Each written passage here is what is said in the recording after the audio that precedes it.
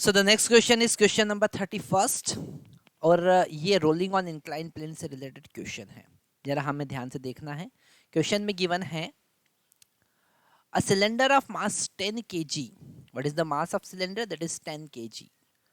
Mass m equal to 10 kg. So this m equal to 10 kg. Okay, and the radius 15 centimeter. So this radius r equal to 15 centimeter. Rolling perfectly on inclined plane 30 degree. The coefficient of friction mu s. The coefficient of static friction is 0.25. Okay. ऐसा एक cylinder एक incline plane पर role कर रहा है. This angle of inclination is 30 degree. So let us consider this is cylinder and this is rolling down. थोड़ा सा इसको हमको नीचे बनाना है ताकि हम इस पे सारे क्वेश्चन सारे फोर्स को अच्छे से समझ जाए. तो नीचे जो mg लग रहा है उसके दो कंपोनेंट होंगे. एक होगा mg sin theta along the plane. Okay, और एक होगा mg cos थीटा. क्या होगा? mg cos थीटा, जो कि नॉर्मल रिएक्शन के अपोजिट डायरेक्शन में लगेगा. तो यहाँ से नॉर्मल रिएक्शन जो होगा वो होगा mg cos थीटा, है ना. क्या होगा? mg cos theta. इसे हम थोड़ा सा और अच्छे से लिख देते हैं. Normal reaction n equal to mg cos theta. Okay, यहाँ पर जो फ्रिक्शन फोर्स लगेगा वो ऊपर की तरफ लगेगा ऐसा टेंजेंशियल. ठीक है, और ये फ्रिक्शन फोर्स ही उसको टॉर्क प्रोवाइड करेगा. F जो है वो टॉर्क प्रोवाइड करेगा. क्या प्रोवाइड करेगा? टॉर्क प्रोवाइड करेगा. तो हम लिखेंगे F into r is equal to torque and which is equal to I into alpha. तो यहाँ से अल्फा उसका एंगुलर एक्सेलरेशन हमको पता चलेगा. F into r friction force into r divided by आई.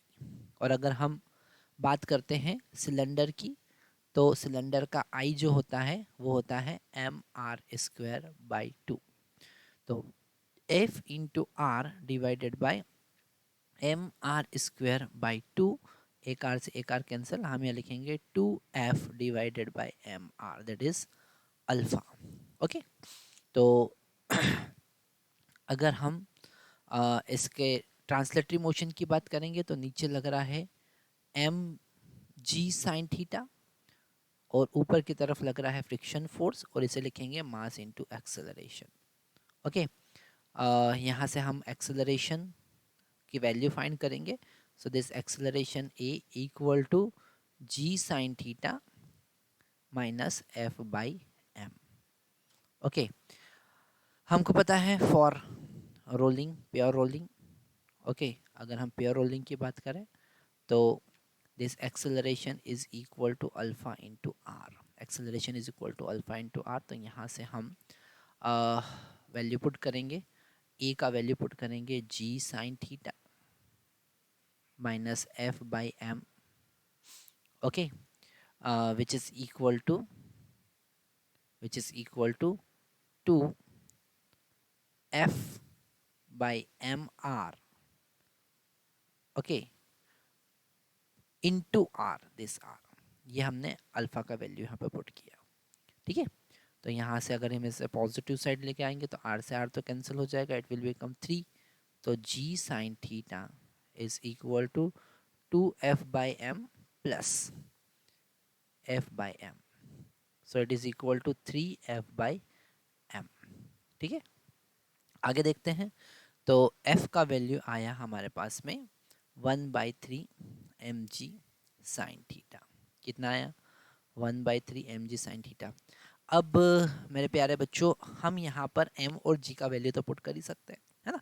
तो f फ्रिक्शन फोर्स हो जाएगा, क्योंकि उसने यही पूछा है कि how much friction force acting on the. So the friction force is 1/3. What is m? m equal to 10. So into 10, g का वैल्यू भी 10 ले लेते हैं, एंड साइन 30 इज 1/2. सो 100/6 मतलब 50/3 Newton. That is friction force. और यहाँ पर अगर रोलिंग का केस देखें हम, है ना, ये हमने ए पार्ट सॉल्व किया, अब हम बी पार्ट सॉल्व करते हैं।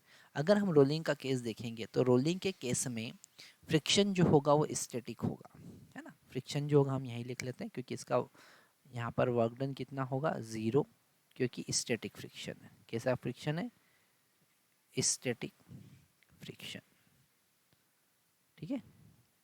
स्टैटिक फ्रिक्शन है, इसलिए वर्क डन कितना होगा, 0 होगा। स्टैटिक फ्रिक्शन का वर्क डन 0 होता है। सी वाला पार्ट देखते हैं। If inclination theta is increased at what angle theta does the cylinder begin to skid, मतलब उस पर स्लिप मारने लग जाएगा वो, ठीक है।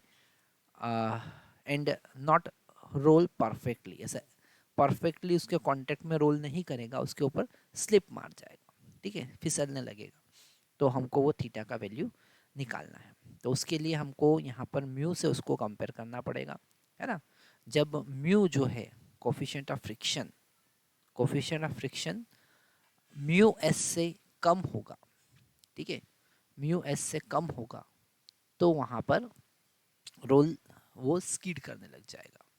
तो अगर हम बात करें फ्रिक्शन फोर्स की, यहाँ से फ्रिक्शन फोर्स एफ कितना आ रहा है, एफ कितना आ रहा है, this F is equal to 1/3 mg sin theta, and this equal to, this should be less than mu mg, mu into normal reaction, है ना, mu s into normal reaction। क्योंकि फ्रिक्शन फोर्स का value ध्यान से समझना है, friction force का value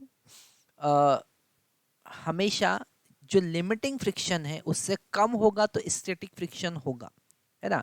अभी थोड़ी देर पहले मैं आपको समझा ही रहा था, वहाँ पर वर्ड हमने थोड़ा सा गलत यूज़ किया है। फ्रिक्शन कोफिशिएंट की बात नहीं, हम फ्रिक्शन फोर्स की बात करेंगे। This friction force should be less then the limiting friction, है ना। लिमिटिंग फ्रिक्शन से कम होना चाहिए तो वो रोल करेगा, नहीं तो वो स्लाइड करेगा। ओके अगर वो काइनेटिक फ्रिक्शन में कन्वर्ट हो गया तो स्लाइड करने लग जाएगा ना। तो लिमिटिंग फ्रिक्शन होना चाहिए, मतलब this friction force should be less then, मतलब कि दिस 1/3 mg sin थीटा। हम सी वाला पार्ट देख रहे हैं, कलर हम यहाँ पर चेंज कर लेते हैं तो हमको और अच्छे समझ में आएगा। Should be less than mu S and normal reaction is mg cos theta, ये हम पहले से डिस्कस कर चुके हैं।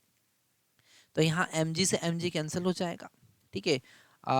Sign theta divided by cos theta should be less than mu s into 3, ठीक है। म्यू एस इंटू 3 मतलब tan theta should be less than 3 into mu. Mu का वैल्यू हम अभी देख चुके हैं, म्यू का वैल्यू क्वेश्चन में गिवन है, mu s is equal to 0.25 into 0.25, है ना।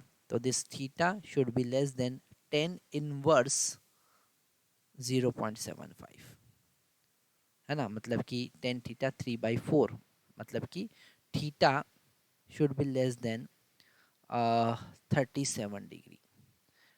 37 डिग्री पे वो स्लिप मारने लग जाएगा। Thank you.